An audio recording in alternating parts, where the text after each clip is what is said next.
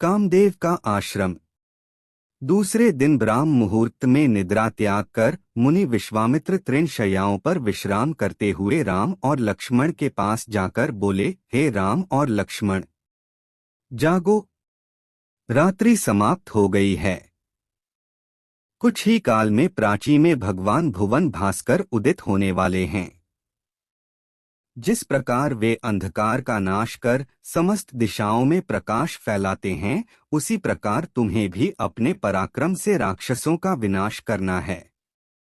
नित्य कर्म से निवृत्त हो, संध्या उपासना करो, अग्निहोत्रादि से देवताओं को प्रसन्न करो, आलस्य को त्यागो और शीघ्र उठ जाओ, क्योंकि अब सोने का समय नहीं है। गुरु की आज्ञा प्राप्त होते ही दोनों भाइयों ने शय्या त्याग दिया और नित्य कर्म एवं स्नान ध्यान आदि निवृत्त होकर मुनिवर के साथ गंगा तट की ओर चल दिए। वे गंगा और सरयू के संगम, जहाँ पर ऋषिमुनियों तथा तपस्वियों के शांत व सुंदर आश्रम बने हुए थे, पर वे वहां पहुंचे। एक अत्यधिक सुंदर आश्रम को देखकर रामचंद्र जी ने गुरु विश्वामित्र से पूछा, हे गुरुवर, यह परम रमणीक आश्रम किन महर्षि का निवास स्थान है?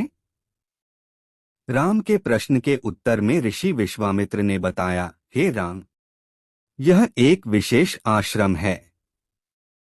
पूर्व काल में कैलाशपति महादेव ने यहाँ घोर तपस्या की थी। संपूर्ण विश्व उनकी तपस्या को देखकर विचलित हो उठा था। उनकी तपस्या से देवराज इंद्र भयभीत हो गए और उन्होंने शंकर जी के तप को भंग करने का निश्चय किया।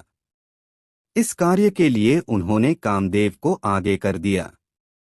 भगवान शिव पर कामदेव ने एक के बाद एक कई बाण छोड़े, जिससे उनकी तपस्या में बाधा पड़ी। क्रोध होकर महादेव ने अपना तीसरा नेत्र खोल दिया। उस तीसरे नेत्र की तेजोमयी ज्वाला से जलकर कामदेव भस्म हो गए।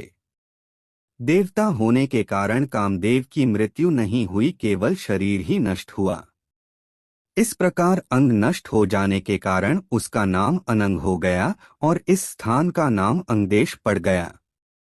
यह भगवान शिव का आश्रम है, किंतु भगवान शिव के द्वारा यहाँ पर कामदेव को भस्म कर देने के कारण इसे कामदेव का आश्रम भी कहते हैं। गुरु विश्वामित्र की आदेशानुसार सभी ने वहीं रात्रि विश्राम करने का निश्चय किया। राम और लक्ष्मण दोनों भाइयों ने वन से कंदमूल और फल लाकर मुनिवर को समर्पित किया और गुरु के साथ दोनों भाइयों ने प्रसाद ग्रहण किया। तत्पश्चात स्नान, संध्या उपासना आदि से निवृत्त होकर राम और लक्ष्मण गुरु विश्वामित्र से अनेक प्रकार की कथाएं तथा धार्मिक प्रवचन सुनते रहे। अंत में गुरु की यथोचित सेवा करने के पश्चात आज्ञा पाकर वे परम पवित्र गायत्री मंत्र का जाप करते हुए तृण शैयाओं पर जा विश्राम करने लगे।